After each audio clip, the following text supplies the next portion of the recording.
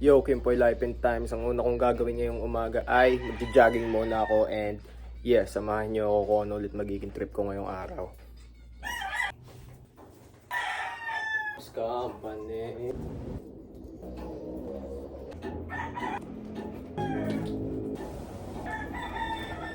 Mama ko nag-aalmusal na siya.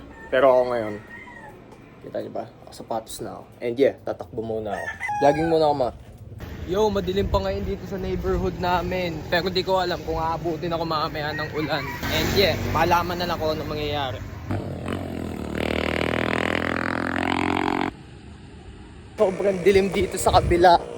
Tsaka dito din. Hindi ko na kaya sumagol dun sa dulo kasi sobrang dilim na. Hanggang dito lang muna ako sa may tulay, tapos iikot na agad ako. Ayun po, sobrang dilim mo. Wala na. Hanggang dito na lang ako. Yo, kakauwi ko lang and mag-aalmusal muna ako.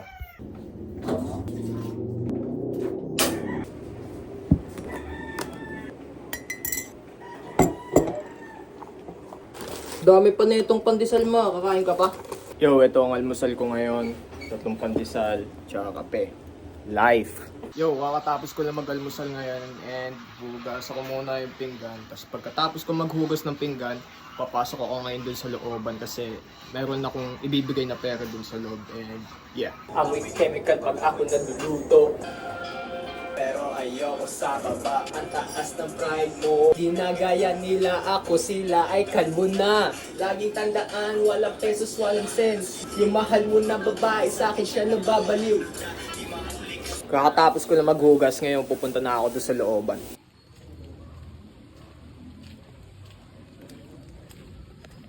Nakapagpadala na ako ng hulog. Dadaan muna ako dito sa lola ko. Mag-e-edit ako kahit dalawa lang.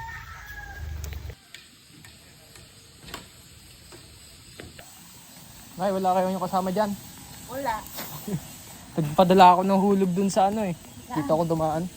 Nagpadala ako ng hulog dun sa kala Ate Lisel.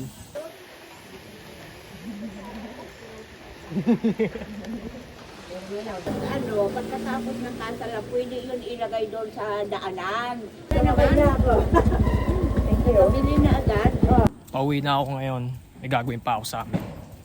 Yo, Kimpoy Life and Times. Ngayon, kakatapos ko lang magtrabaho. Siguro nakapag-edit ako ng 5. Pwede nyo i-check out yun. 2 jean shirts. And ang gagawin ko ngayon, magsasahin muna ako kasi ang oras natin ngayon ay alas 11 na at wala pa rin kaming kanin.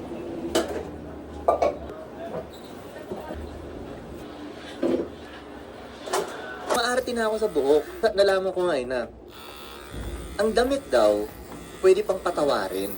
Yo, Kimpoy Life and Times. Ngayon mag-alas 4 na and mainit-init na ngayon. Kita niyo ba? Maaraw na ulit. So tatakbo muna ako kasi nabitin ako kanina. Yo, mainit na ulit dito sa neighborhood namin. Kita niyo naman, wala nang ulit ulap. Siguro ngayon, hanggang sa pami muna ako tatakbo bago doon sa may pagtaas, no? And ang ganda na muna yung takbo. Ano yun? Tara dito!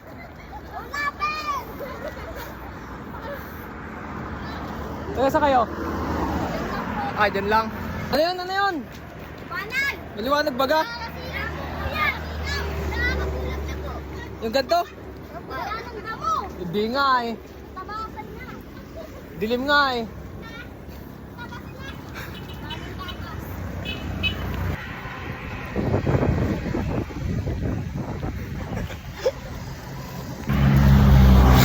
Yo, paikot na ako. May mga baka pa dito.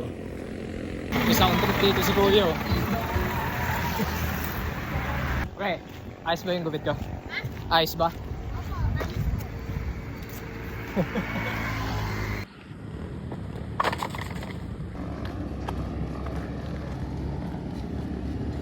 Askal. Kung talagang maangas sa sasakyan dito eh. Ayun o.